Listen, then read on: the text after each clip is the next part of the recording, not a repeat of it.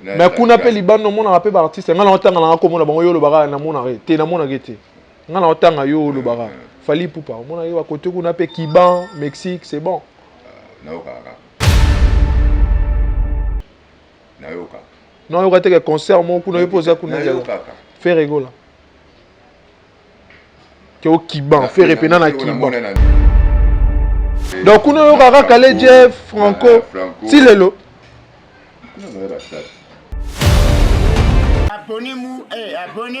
abonnez-vous massivement na Lubarananga yango na DN Show TV. Pour l'andabagad, nyonso o Tintin na mbinzo bazo sala chaîne les amoko DN Show TV. Au petit, au s'abonner, au Rosala, vraiment Mubimba. Voilà, mesdames et messieurs, vous êtes très nombreux de suivre cette émission Tokundula. Tokundula, c'est-à-dire on va Kundula. Aujourd'hui, on est avec un légende de la musique congolaise, dirais-je congolaise, Jupiter Bokunji. C'est un grand artiste, c'est un grand renom de légende de la musique de recherche, qu'il soit dit et qui est ce qui nous donne le défaut. Aujourd'hui, on va le découvrir. On est également dans la commune de Kalamou. Vers Yolo Capella. Yolo est connu très peu par des histoires des artistes et musiciens et puis Batoubalia Bangolo, Batoubalia je sais pas moi quoi, Batomela Massanga. Bref, tout ça à Yolo. Un grand merci à M. Dani Bolikia, le patron de cette chaîne. Un grand merci aussi à Jonathan, Maman Néné, Nana Bolikia. Donc, mère, permettez-moi de massacrer quand même le nom. Merci. Voilà. Excellente condition télévisuelle à tout le monde. L'autre fois, on était à Bibois et aujourd'hui, on est à Yolo. On fait le parcours musical, entre-temps politique et aussi administratif. Cet artiste m'a ramené le Bamama trop. Et le Bamama trop, c'est un artiste tranquille, mais ça l'a m'a certainement au artiste, mais ça n'a Congo plus rumba. Tu es biféré, Fally, Kofi Olomide, Jibem Piana, et Masana Bisobina filé, tout le monde. Mais côté naïe, c'est comme si tu avais été moi 40. 40, on a été il y a ça là, musala aoleka. C'est comme notre papa Jean Koubal Kalala que je salue à pas ça. Bah ça là, musala moko o batu. Moi, en fait, je ne comprends pas culture na biso za ndenge. Tout le baratin na place d'artiste. Un artiste qui quitte Kinshasa, a que bête concert en Mexique plein. Nga na monyango na ba chaîne étrangère, je me dis ah, quand on tous a na Kenya, a que bête concert plein. Mais ils ont un artiste on va autotune, on a autotune, on a vie. Alors je vais dire déjà bonjour à mon invité. Bonjour. Vous allez bien? Ça va sinon Kinshasa? Oui, écoute, depuis la nuit du temps, depuis la nuit de ma maman nanga. Kitoko kaka. Bon, tu le lingala la français comme vous voulez. Comme vous voulez. Pourquoi expliquer Bichot? D'abord, tous à la main mon coucher. Est-ce que vous expliquer Bichot? Monsieur Jupiter Azanani, quand est-ce qu'il a commencé cette histoire et la musique? Ah, on a expliqué l'histoire mais au début, on a vu mon taliboma. Mais le lot, on a surtout mais comme trop tard. Vous comprenez? C'est-à-dire quoi? C'est-à-dire qu'on a banni musique dans le cas taliboma maman nanga. Ce que père nanga ça sur ça va comme on bien. Et on a tant de bétambouna na lima mais on a ce que mettre sur ça. Donc la banda musique na lima maman nanga.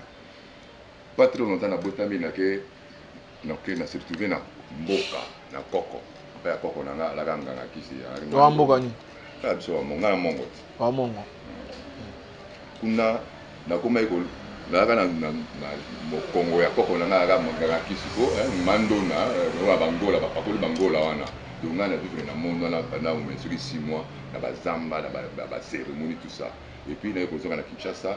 Na âge à 7 ans, on s'est retrouvé en Europe, na Poto.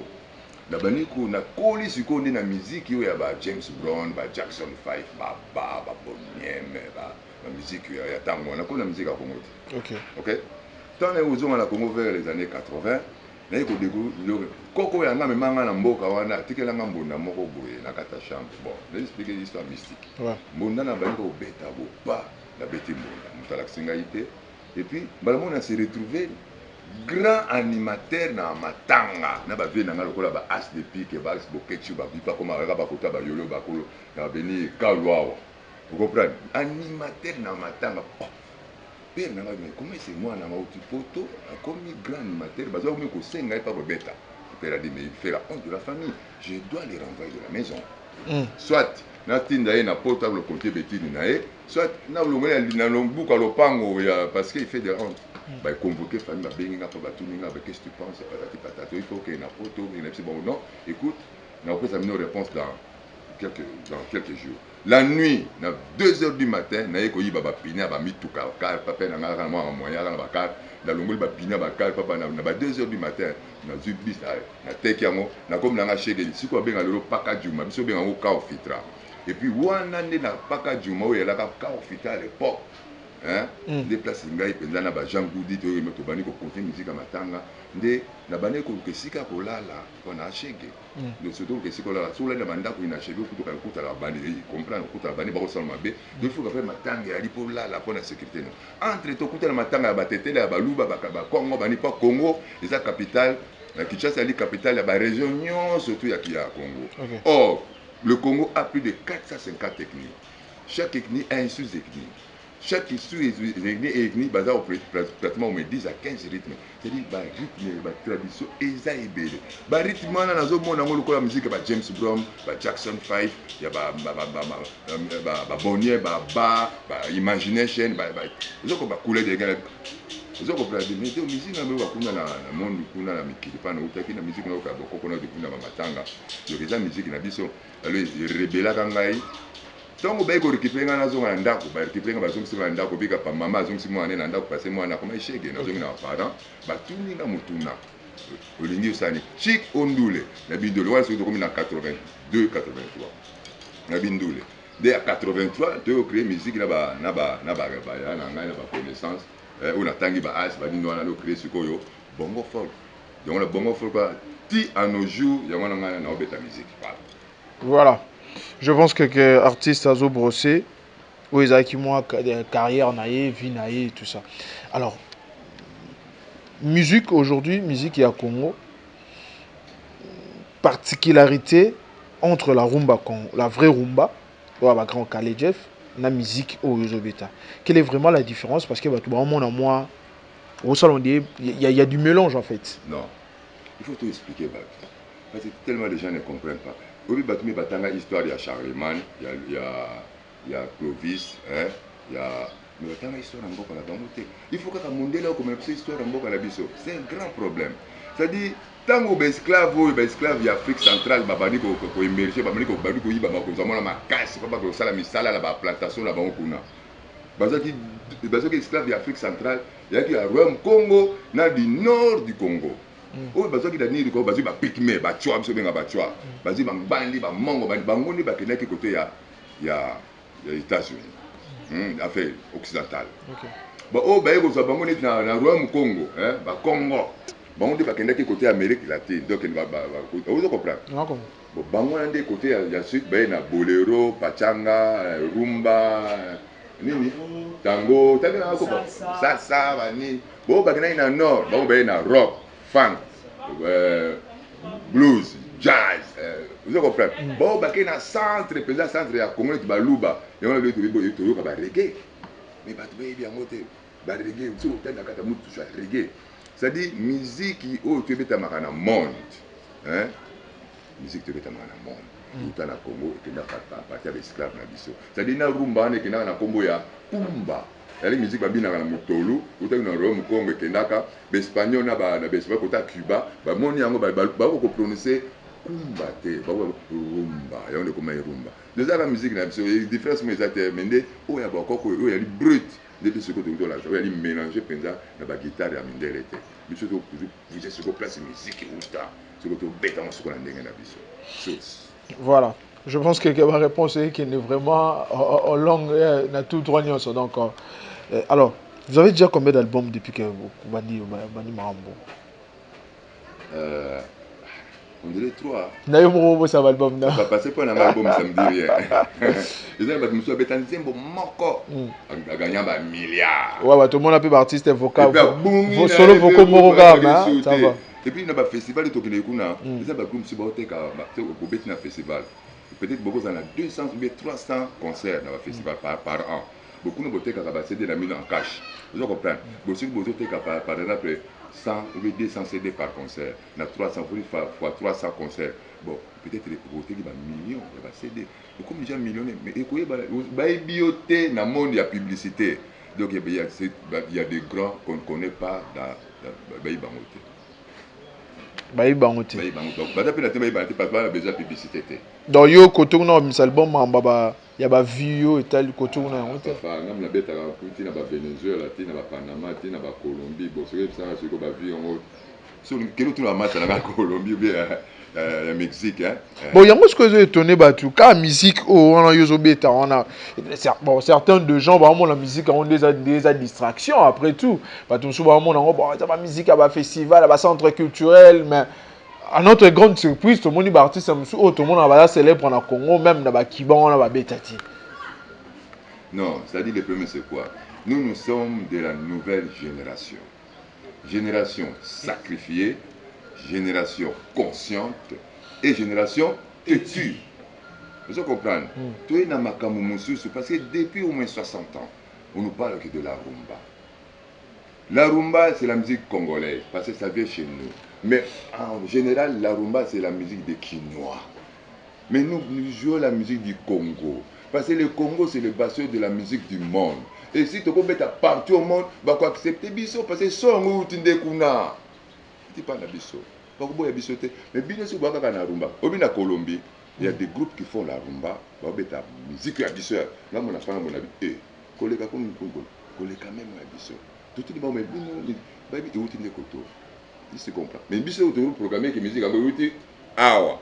Mais bango ba yuti kuna. C'est-à-dire transformation ana et comme kuna. Mais biso da brut. Alors normalement sur un mutumo boy à ça la comme on va centre pour ne pas citer son nom. Alors vous êtes parmi les artistes le mieux payés à ba festival ou à Bensara.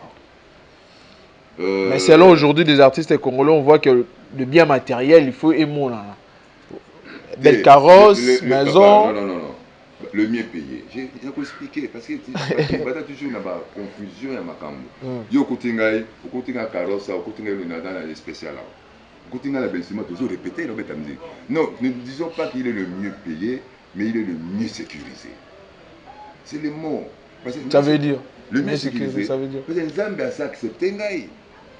Natalo sur la kufia na mbongo te ba pecho ndemo ba kunda ngai. Parce que nous avons créé génération mususu. Le coup là, vieux calé, hein, comme un an, vieux à Calvana Rumba, Wendo, Jeff, Boti, Taboulé, Franco, Boti, Zaïko, Boti, Wenge, mais où y a biso nulle part, il y a Botaminé Sika. Donc il y a une génération mususu. Et puis génération Tutu, PA. La vérité. Yo comme musique sur du bangala. Pas tout ça ma mendiante. Kaswa bibi no beta mato le thème. Carnet d'adresse au festival, c'est pour cela on vous paye. Vous êtes là bah vous a tu bata mabanga. Ce n'est pas le festival qui me paye. C'est la nature qui me rend ce que je donne à la nature. Attention. 2 mètres carrés, na le donani. Na le donani. Si on a la koufi ou koufi. Token wa donc on a préféré tumbanga pour fourmi ba si sanga na sete pour fourmi ba kanela biso kuna na serre on préfère ba tumbanga pour ba ka poussière nanga ba fourmi ozela yo za fourmi to ko ma bo nya bien yo la c'est au damero. Donc c'est ça un peu, il faut comprendre mokilo to tambola ils ont la dimension. Si on respecte dimension à nature est qu'on respecte et qu'on peut se nyo surtout de senga o lingi o bato mokili ba senga ka bapese ndako bapese bomengo bapese ba vrai chéri pe ba aller à massa surtout kota ba ya ba Colombie kuna na Mexique miyuki mais ba uluka yango OK vrai lo ba kosenga na Nzambe azengi soko lo sutaki parce ba bi tutaki na molili et puis la lumière fut mais songa na kata obscurité c'est là la paix. Voilà, merci beaucoup. Je pense qu'à votre parole, on a biso belé. Ah, vous avez vraiment belé bon, on a biso merci. Na patron na biso Dani Bolikia. Ah, na maman Nana Bolikia. En tout cas, merci beaucoup pour la confiance. Merci aussi à docteur Hassan Jafar, Jonathan Kozela. Et ça là est bien. Merci beaucoup Pena. Tête Tenda, il y a Maman Rachel, foot à rancœur. En tout cas, merci Naji d'Orange pour l'appel et ça là bien. Malheureusement, toi, un artiste, tu vas boire à ma banga, tu es tu vas boire à ma banga. Parce que. Mais tu as vu que les Arabes, on va boire à ma banga, tu vas bien baler la biso. Babi, anti-valeur et commis-valeur. Changement de mentalité, mon frère. Tu comme un Camerounais Arabes. Bisto Koutaka, Bisto Toubali, la génération 60. Tant que l'indépendance, c'est tout Koutaka Mondele, avant, père, elle se va bébé sa mokilo, tout Koutaki, norme, mon gars, après ta mobutu amazu va pouvoir aller au bébé sa main norme de koufi avec aux mokina monsieur ba yaki na ba valeur comme il entre pour les bains to que na université vous êtes malade ba traité au félé pe sur la carte mobo ya ba pia mo voilà.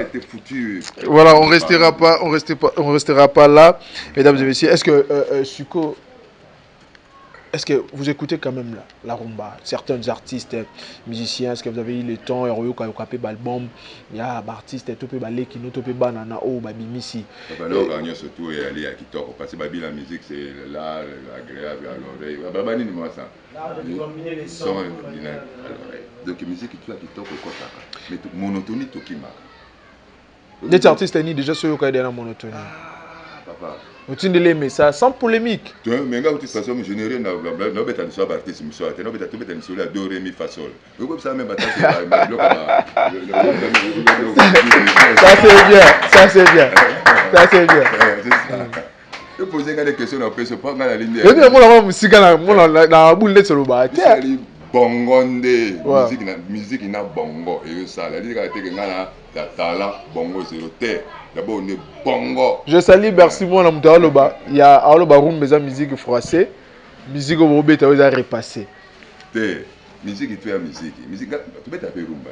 Mais premier lieu ce que betika nzembo ya liboso chérie je t'aime. Excellence monsieur Kingani. Oh, chérie, je t'aime.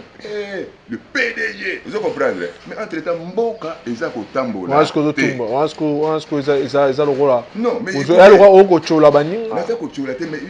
nous devons contribuer que ce pays.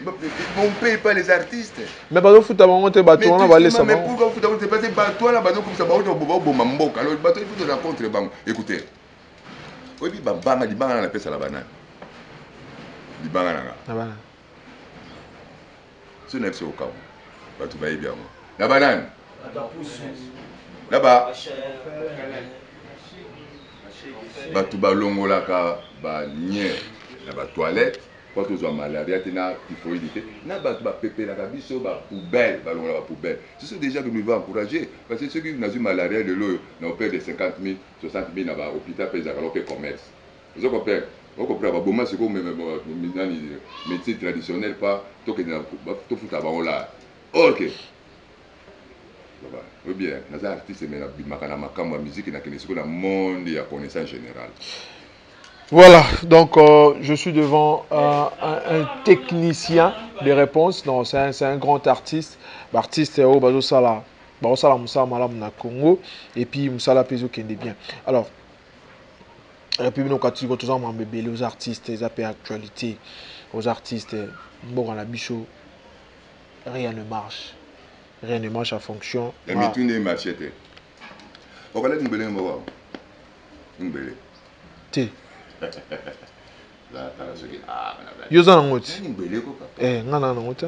Kasi bino ndifo boxa boka biso de aba Prenez un peu, ouais, on a mon niveau, puis là. L'ingolo tu es pas ça pour l'indiquer que tu as l'ingolo après l'indépendance. Le lot tout le monde bête là on va bouler on dirait bah bête à biso on va pouvoir neutraliser biso pour tout bon la chose là. Tu réfléchis bien t'es quoi. Comment? Quel est ce qu'on a porté dans le pays monsieur ko ka siko bango ba ka boluka mangolo. Oui ba Sénégalais mungu fana ba Sénégal mais fana Sénégal za utama monsieur na batana na mwanza panane mais azo réfléchir autrement mais siko to ne kana congolais azo tama na sapato moko il est d'abord na kilo écoute à pèse cher patate de chemise mais il y a $20,000 vous comprenez mais azo quand on a parlé na yeboy à côté na parlé pas porte au côté ya moké vous comprenez pas bouma pas côté et ba écoute tondi ya mati sur la likolo ya Mesa. Mais à l'article 50 000, 60 000 $. Vous comprenez? Changement de marché. Alors, aux Ankin, est-ce que vous avez déjà ma consoeur Ezali? Tout ça, la Covid, tu as pu la couvrir Mais Covid, nous on se pose la question Covid en haut. Covid en haut. Tout le monde a Covid, ça? Il y a bête à la musique. Ceux qui peuvent nous bomber dans 23e mois de la musique était. Na koti na bangungi to mlo beta na mla dro oui bangungi beta musique. Na composer banzengo. Alors vous comprenez. Ça dit il faut aux temps na autant ba pesio na moment na au pesa mo valeur. Quand tu dis ah bah couvre-feu couvre-feu tu ne fais rien et le lendemain tu vas encore te réveiller tu ne trouves rien. C'est pour ça que nous on avance parce que quand on tient à la bolok on attend dans la bolok on a profité de la bolok on a créé loco. Hein? Chaque jour pour l'anga il faut que nous avancions un plus. Hein? Surtout côté de la momie et somme. Voilà, quelle est ta relation avec l'ex-Dende? Voilà, pire petit nanga, pire masse nanga. Mais aujourd'hui, ceux qui conçoivent européen, c'est l'élo musique, quand même le RAP, le rap Ezaki n'a plus le mot aujourd'hui, il s'est lancé dans la politique. Attention, je ne vais pas faire un conseil, je vais faire un conseil. Surtout, il faut la responsabilité. Non, conseil, quand je dis conseil, dans le but conseil, par rapport au Sané, puis à Pétro, au Sané, futur et tout ça. Non, c'est conseil. Là, politique, musique. Et l'autre côté, la manière adios, qui vivra verra. Foncez, mon frère, parce que la vie appartient au courageux. Bayuma, balala, c'est tout, c'est conseil, on fait ça. On fait ça, on conseil.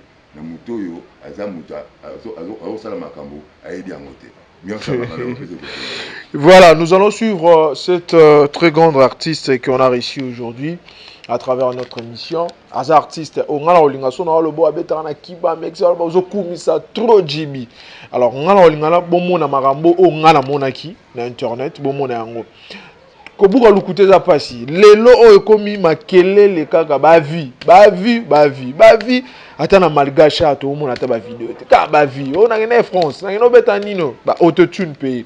Voilà, moi j'aimerais que Nissi Kabwanga, moi j'aimerais que bo landa extrait successif il y a ba concert au Radio France Internationale et Salaki et artistes dans Mexique et Éthiopie. On va se retrouver tout juste après pour la continuité de ces moments merveilleux. On suit.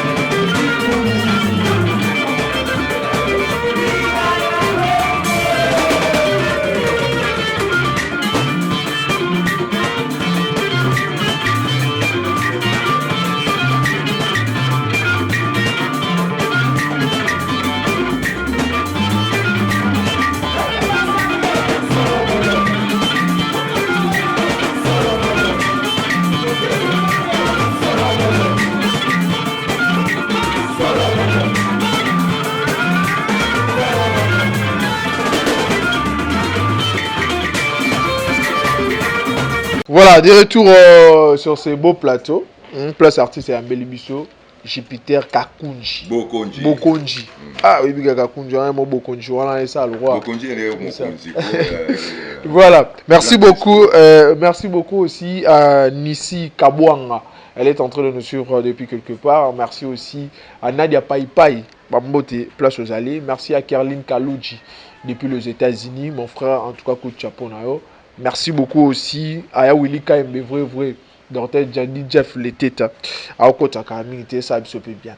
Alors, des retours. Tout à l'image, ce qu'on a pu remarquer, on est banama yohana bangwana ba uta akini ozana bangwana on est ba uta akini biso to akini bango tout wana bazoba biso tout akini et puis na philosophie yo koto na 12 heures te 12 non yebi 12 te ngobani ki yebi si pena CG muto a voyager te na vrai yuma oui ba na vrai yuma 12 ans de ke muto a voyager te prise muto a voyager te baba bena la koto likonda kasi muto a voyager te pour muto na fois solo là pour ba na liste yo koto na koto ya rater ngai ça dit moto akobima na ngai aza moto azali important na musato ko sala na ye ce qui a pas que la bena ba 5000 après bon on bena 5000 après le kolanga siko comme na nga affiche na nga ba identité na nga meto côté na kata ba moni tout ya ba professionnel tout ba chapa ba tala nga ba ce qui n'a qu'un moto na zongi te tout mana ko ça déjà ba tona ke na kena moto kingani passeport ki numéro tel la bo adresse papa akimi ngai pas mbalasi mabai baba zanga te ke na ko trafiquer ba tout do yo me mangulu te yo sala 12 te tolo bangulu dans le sens que l'artiste est sur basala yango ke amemi mutu na mafia amemi mutu na mafia voilà on est tenté de continuer d'un artiste alors si il faudrait qu'on ça la programme na yo programme non akin quels sont les programmes aux allons vraiment réellement la kin au faut ça là faut bimalibanda to en ratamboka est-ce qu'on pense à pour remettre un concert dans ma province? Bon, en fait, le programme, nous allons dépendre de ce qu'on a maison, dans la maison, on a signé un contrat, donc nous allons aller de gauche, à droite, nous allons travailler, composer, pour que toujours on a approfondir, il y a rechercher, il y a différentes musiques. Deuxième, et voilà le premier point. Deuxième point, il y a que nous avons créé relève. Nous avons beaucoup de choses. Il y a un groupe il y a un groupe de gauche à droite. Mais il n'y a pas de coacher. Pour les mêmes comme ça, pro, pour à un certain niveau, que nous avons bango, nous avons que panza le sous place que nous panza. Mais si vous avez place sur la région, on a Goma, mais papa, pour la Goma même marché, il faut bien passer. Ok, on a Goma, mais ni Congo central au Kenya. Il y a un mani, la festival mani, bah bien ça va foutre un bien makamutu. Ils ont ma production, ils ont un budget, ils ont un logistique. C'est pas quelque chose comme ça de bakanisaka, hein? Comme ce côté la carte Mouzindo. Mais il y a un moment où on a une vie, on a couvert sur la carte forêt équatoriale. Nous avons organisé un grand concert, nous avons pique-nique, nous avons un concert, nous avons un équipement, nous avons un enregistrement, nous avons organisé un festival, nous avons un groupe belé, nous avons enregistré parce que Bangonde Bali, Bali que Bangonde Bana Mokili. Sur ce, donc, Makambi Banda Wana, on doit négliger Bangonde. Nous avons un concert, dans le côté de tu représentes quoi dans le centre culturel de la République démocratique du Congo? Parce que sur il y a différents centres, tu as un microcentre, tout le monde a un ming et le monde a posé dans la meilleure. Parmi les artistes, vous allez Jean Koubali, Kalala, tout ça. Dans le centre culturel, on peut vous dire tu parles de relève. Mais relève, on peut vous dire là-bas, on peut relève. Mais si on relève, on va mais déjà, côte ça déjà. Côte ça déjà. Carnet d'adresse Bombay. Dans la combien de groupes dans la 3. Monsieur, combien? Donc, dans le sein, il y a la émission cinéma. Il y a chaque groupe qui a répété. Il y a la projection. Parce que la production dans le Congo est arrêtée. Mais le groupe là, ceux qui n'ont pas signé place Bazo Simbanga, ceux qui n'ont présenté Bango, Bango Pelisa, Bango Ziki Samokili. Voilà, merci beaucoup. Je pense que tout Tikao, tout ça, bandikoto, là, que c'est un groupe Oako Chaka.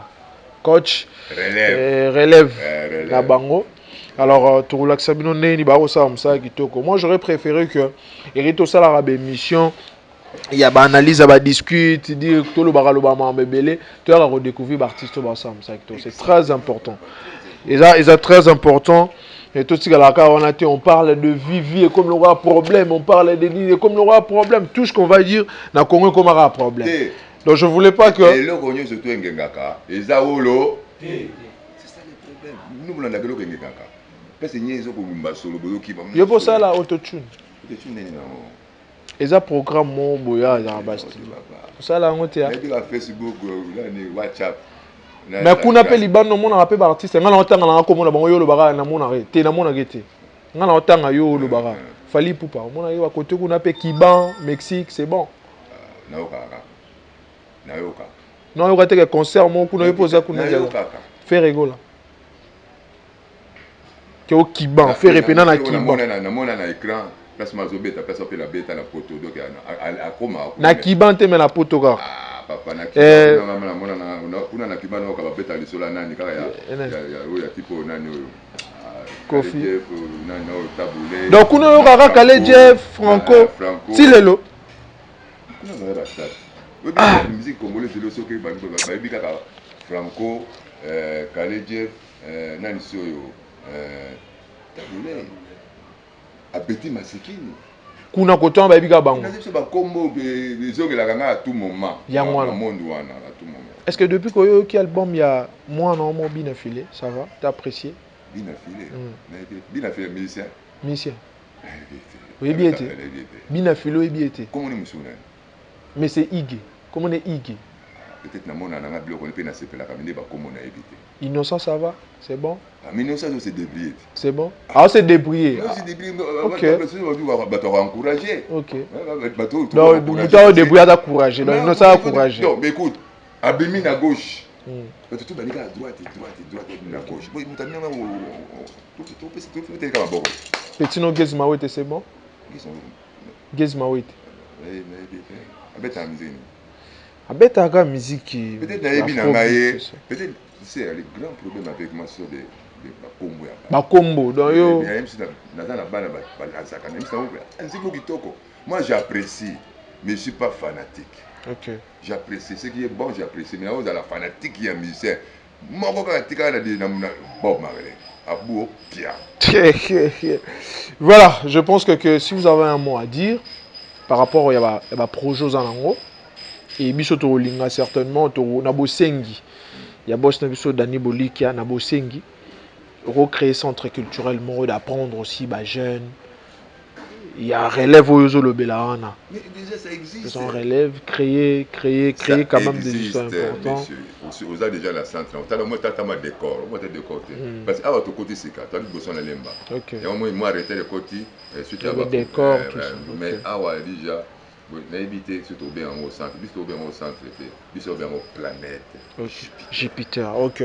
Alors vous allez regarder votre la caméra qui est justement devant vous et oui ça va fanatique nous so ba Holanda nga cousin nga koma on dirait soka che ba casque na matoi Kevin Kev sorazo yo kayo donc Kevin Mamvukila donc je te salue cousin sorazo yo kona na ba casque même il n'y a rien à dire. Même Mama Solo, en 2010, je me pose la question quand on a fan moi Mamvukila. Grâce à eux, Yumo va commis. On te salue Kevin Mamvukila. Alors, si vous avez un mot à dire, au gros loba, boss na biso pe Dani Bolika mukolo cheno à Rolanda na Mama Nana et sur grâce na bangonde yo za circuler yo za komeka ko parce que kola ali bana gouvernement abandonné na biso donc comme article 15 comme na niveau moko pendant ya ba valeur et comment valeur OK merci ceux qui m'ont moyen li pour venir soutenir ba jeune ba évoluer na musala na bango quoi donc et maman Nana Bolikia allez mongo mère boss ndaza mongo donc ande kolanga boss na mongo Dani Boliki ande boss na biso ina la mongo apesi moi ce ne kombo na mais tu vois ça te biso wa mongo toujours so otali fali ekonda ethnie mongo papa wemba ethnie mongo Moutetel ethnique de ce moment biso de musala musique représenter musala au monde ya intellectualisme ya littérature bisonde monde bisonde donc merci à toi. Voilà, ça est fini aujourd'hui. Merci à Jonathan Sindani, hein, Montréal, réel de tout le temps, Et merci beaucoup à Bandeko Nyonso. Vous avez bien Roland Bisso. J'aimerais qu'à cette émission, Botinda ba SMS. Si on va prendre le temps encore, Torozong la les sous, ya bougera trop. Qui baille et à Kendebu, ya zonga bema. Quand même, Japon.